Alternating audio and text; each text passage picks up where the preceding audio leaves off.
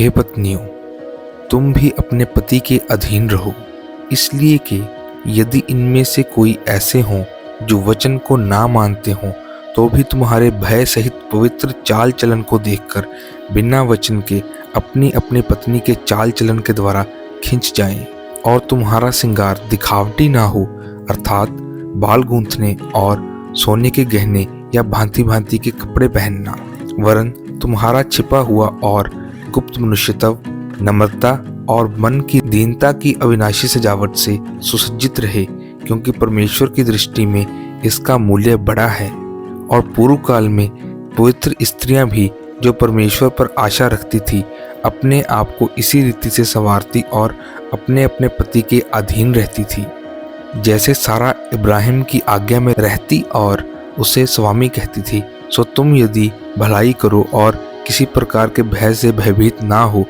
तो उसकी बेटियां ठहरोगी। निदान सब एक मन और कृपा में और भाईचारे से प्रीति रखने वाले और करुणा में और नम्र बनो। वैसे ही स्त्रियां भी संकोच और संयम के साथ सुहावने वस्त्रों से अपने आप को संवारे, ना कि बाल गूंथने और सोने और मोतियों और बहुमूल्य कपड़ों से, पर भले कामों से, क्योंकि परमेश्वर की भक्ति ग्रहण करने वाली स्त्रियों को यह भी उचित है। और स्त्री को चुपचाप पूरी अधीनता में सीखना चाहिए।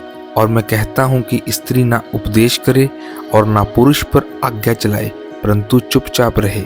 जो सचमुच विधवा है और उसका कोई नहीं, वह परमेश्वर पर आशा रखती है और दिन रात विनती और प्रार्थना में लोलीन रहती है।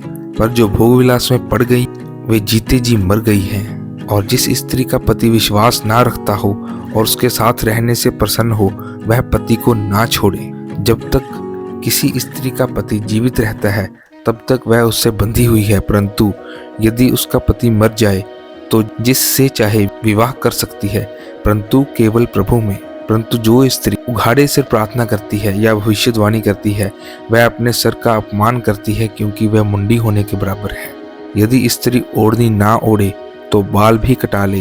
यदि स्त्री के बाल काटना या मुंडाना लज्जा की बात है, तो ओढ़नी ओढ़े। जैसा प्रभु में उचित है, वैसा ही अपने पति के अधीन रहो।